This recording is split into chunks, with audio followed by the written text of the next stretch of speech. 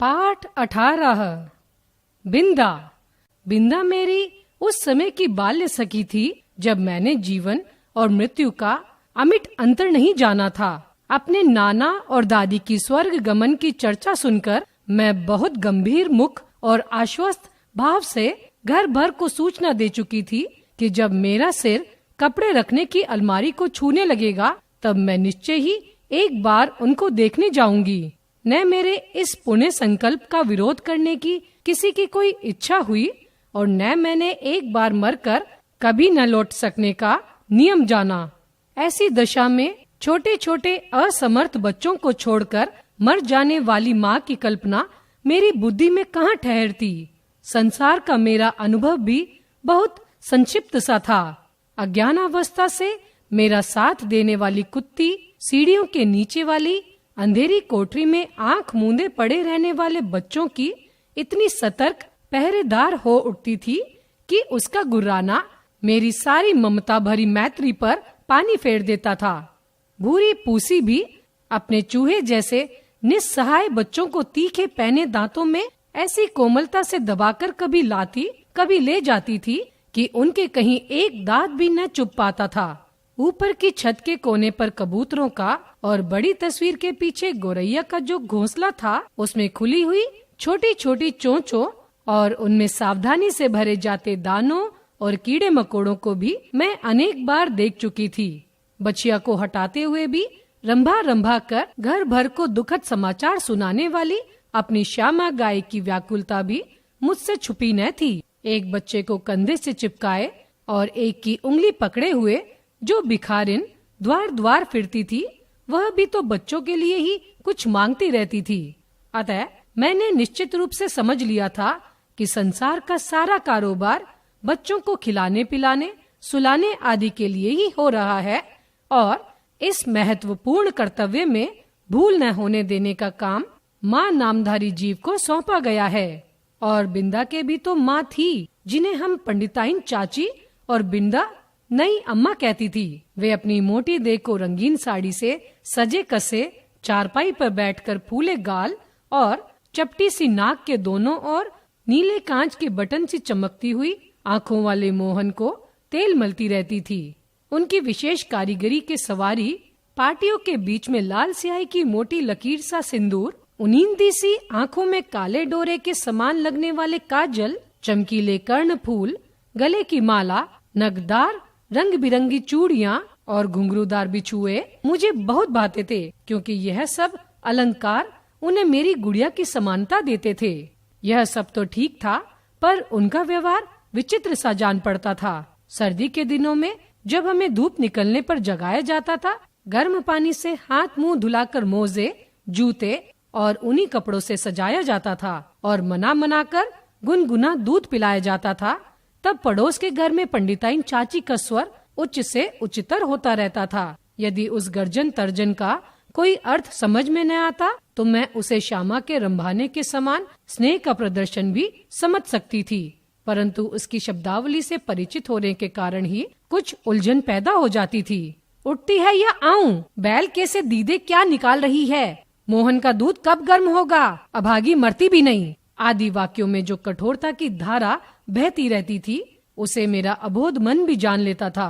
कभी कभी जब मैं ऊपर की छत पर जाकर उस कथा को समझने का प्रयास करती तब मुझे मैली धोती लपेटे हुए बिंदा ही आंगन में चौके तक फिरकनी सी नाचती दिखाई देती।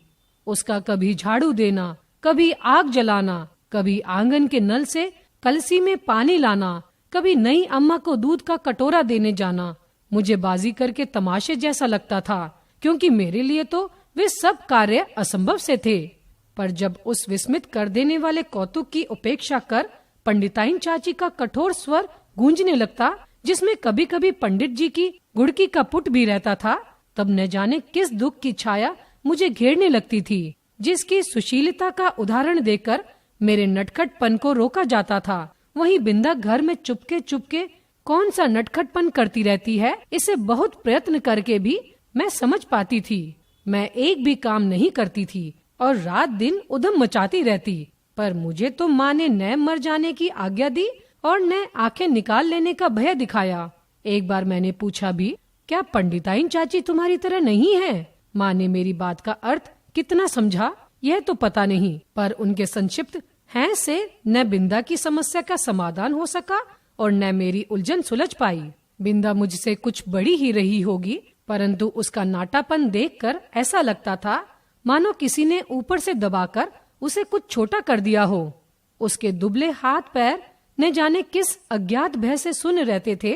कहीं से कुछ आहट होते ही उसका विचित्र रूप से चौंक पड़ना ही, उसके सारे शरीर का थरथरा उठना मेरे विस्मय को बढ़ा ही नहीं देता था, प्रयुक्त उसे भय में बदल देता था। बिंदा की आंखें तो मुझे पिंजड़े में बंद चिड़िया की याद दिलाती थीं। एक बार जब 2-3 करके तारे गिनते गिनते उसने एक चमकीले तारे की ओर उंगली उठाकर कहा, वह रही मेरी अम्मा।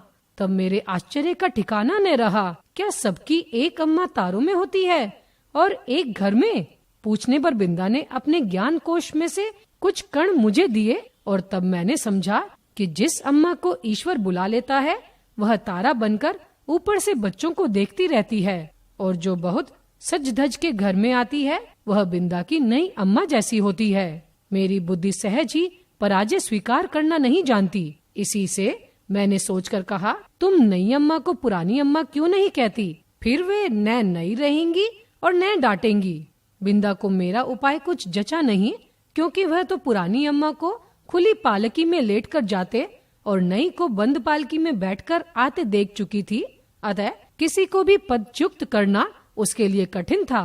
पर उसकी कथा से मेरा मन तो सचमुच व्याकुल हो उठा। अतः उसी रात को मैंने माँ से बहुत अनुनय पूर्वक कहा, तुम कभी तारा न बनना, चाहे भगवान कितना ही चमकीला तारा बनावे। माँ बेचारी मेरी विचित्र मुद्रा पर विस्मित होकर कुछ बोल भी न पाई थी कि मैंने अपना आशय प्रकट कर दिया। नहीं तो पंडिताइन चाची जैसी नई अम्मा पालकी में बैठकर आएगी और फिर मेरा दूध, बिस्किट, जलेबी सब बंद हो जाएगा और मुझे बिंदा बनना पड़ेगा। माँ का उत्तर तो मुझे स्मरण नहीं, पर इतनी उस रात उनकी धोती का छोर मुट्ठी में दबाकर ही मैं सो पाई थी। बिंदा के अपराध तो मेरे लिए अज्ञात थे, पर पंडिताइन चाची के न्यायालय से मिलने वाले दंड के सब रूपों से मैं परिचित हो चुकी थी। गर्मी की दोपहर में मैंने बिंदा को आंगन की जलती धरती पर बार बार पैर उठाते और रखते हुए घंटों खड़े देखा था। चौके के खंबे से दिन दिन भर बंधा पाया था।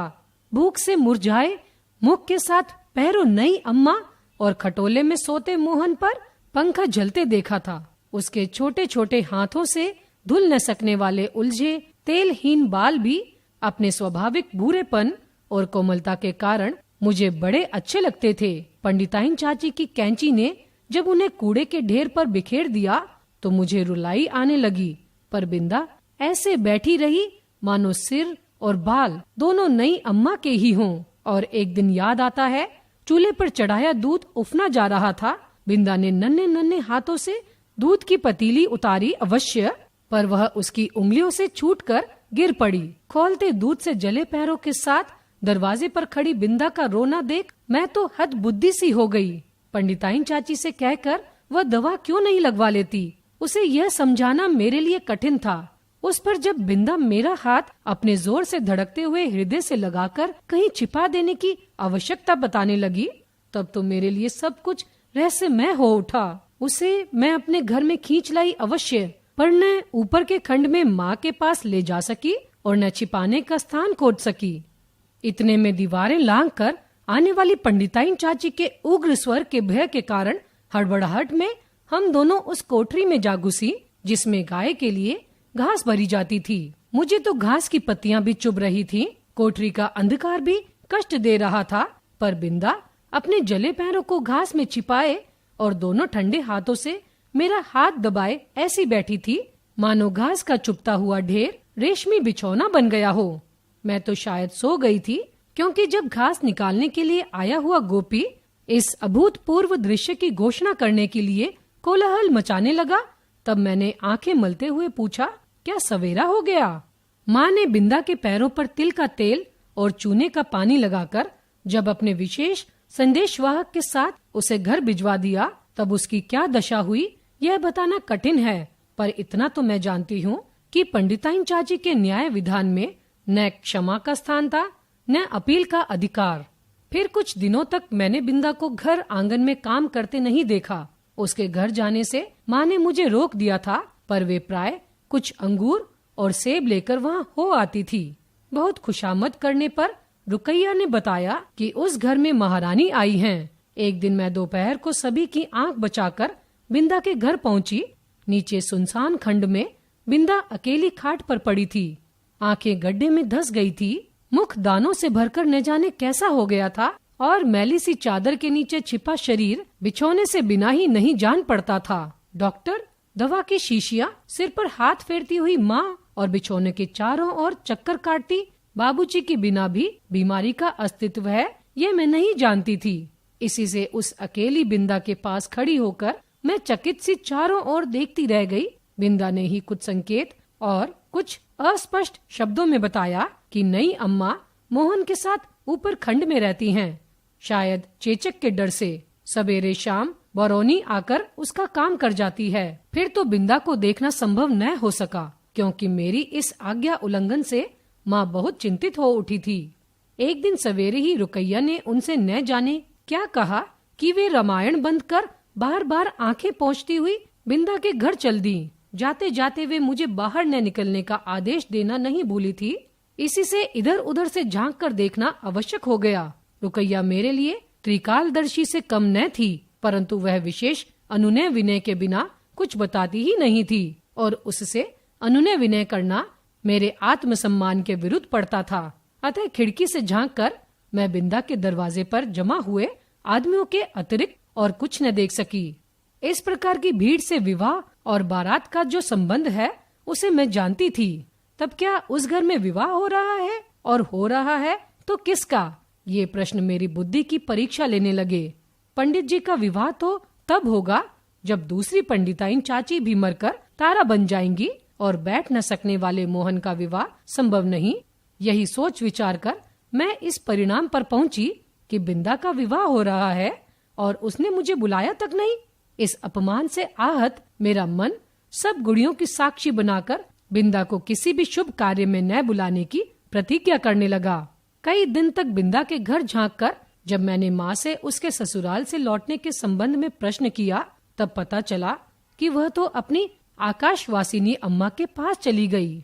उस दिन से मैं प्राय चमकीले तारे के आसपास फैले छोटे तारों में बिंदा को ढूंढती रहती, पर इतनी दूर पहचानना क्या संभव था?